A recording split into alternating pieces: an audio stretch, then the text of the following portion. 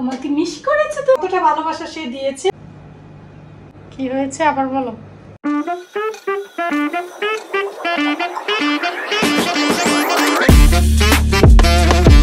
Ninja technique দিয়ে কিভাবে আমার হাজবেন্ডকে ১ মিনিটে আমি খুশি করতে পারি সেটাই আজকে এই ভিডিওতে দেখতে পারবা। হ্যালো এভরিওয়ান, আসসালামু আলাইকুম। This is Sira from হিরেকদুল্লাহ। আশা করছি তোমরা সবাই ভালো আছো।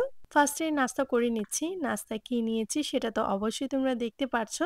বাট আমি যেটা শেয়ার করতে চাচ্ছি, এই যে রেসিপি এটাই আমি তোমাদের সাথে শেয়ার করতে চাচ্ছি। তো এটা আমি শিখেছি, তারা শিখিয়েছে। যারা জব করে বা আর্জেন্ট গেস্ট চলে আসে তাদের টাইম খুবই কম। তো এইভাবে গরু মাংস দেন আলু খুবই ছোট, ছোট করে কেটে একসাথে যদি সবকিছু মসলা দিয়ে মেখে ভাজি করে তো এটা খুবই মজা হয়। তো আমার কাছে তো খুবই ভালো লাগছে। তো আমিও আবার একটু তোমাদের সাথে শেয়ার করছি যে তোমরা চাইলে যে সকালে যদি টাইমটা কম থাকে তো এইভাবে গরুর মাংসটা রান্না করতে পারো। তো আমার কাছে তো খুবই ভালো লেগেছে। কিছু দাও মামাকে। Love you too. আমাকে মিস করেছো তুমি। তোমার জন্য কি নিয়ে আসলাম? What is this? পানি চিকন। পানি চিকন। চকলেট। চকলেট। জি, এটা কি? এটা চকলেট। এটা খাবা? এটা খাবা? হ্যাঁ? ও মাশাআল্লাহ, তুমি হ্যাপি? লাভ ইউ তো মামাকে। এখানে কিসি দাও। তো তোমরা দেখেছো বাহির থেকে আসলে রানের জন্য যদি কিছু নিয়ে আসি কতটা ভালোবাসা পাওয়া যায়। তো দেখছো কতটা ভালোবাসা সে দিয়েছে। বেবি, মামাকে মিস করেছো তুমি? হ্যাঁ, চকলেট। বাইরে থেকে আসলেই যে রানের জন্য কিছু নিয়ে আসতে হয়, আর আসার পর তো তার ভালোবাসা দেন তার বিচার শুরু হয়ে যায়। চকলেট খাচ্ছো? হ্যাঁ, এটা খাও। এইভাবে না, এইভাবে খাও। মামা খাইয়ে দেবো? আচ্ছা, খেয়ে নাও। তো দেখেছো রায়ন কতটা হ্যাপি হয়েছে, দেন কতটা ভালোবাসা দিয়েছে। তো এই টাইপের নিনজা টেকনিকই আমি রায়নের উপরে প্রয়োগ করি। আমি কোথায় গেলে যখন রায়নের জন্য চকলেট জাতীয় বা কিছু খাবার নিয়ে আসি সে খুবই হ্যাপি হয়। তো এখন রাত্রের জন্য রান্না করব। তো এখন তোমাদেরকে দেখাবো যে আমার হাসব্যান্ডের উপরে আমি কিভাবে নিনজা টেকনিক প্রয়োগ করি।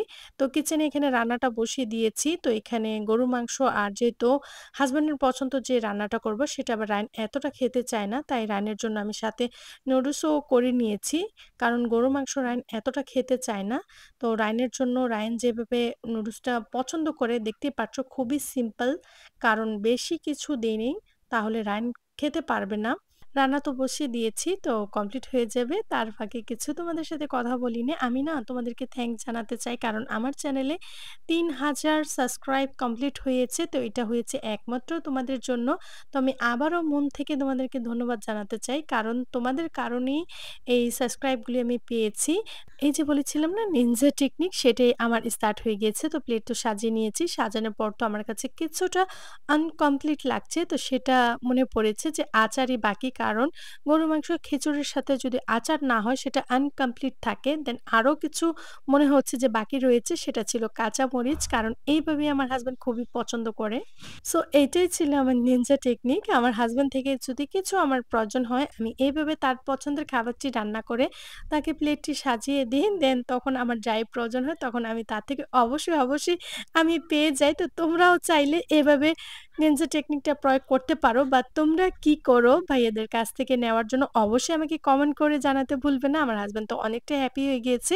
ভিডিওটি ভালো লাগলে অবশ্যই ভিডিওতে একটি লাইক দিয়ে চ্যানেলটি সাবস্ক্রাইব করে অবশ্যই আমার পাশেই থেকে যাবা। আর কমেন্ট করতে ভুলবা না আমার নিনজা টেকনিকটা কেমন তোমাদের কাছে লেগেছে। টেক কেয়ার, বাই বাই, আল্লাহ হাফিজ, আসসালামু আলাইকুম।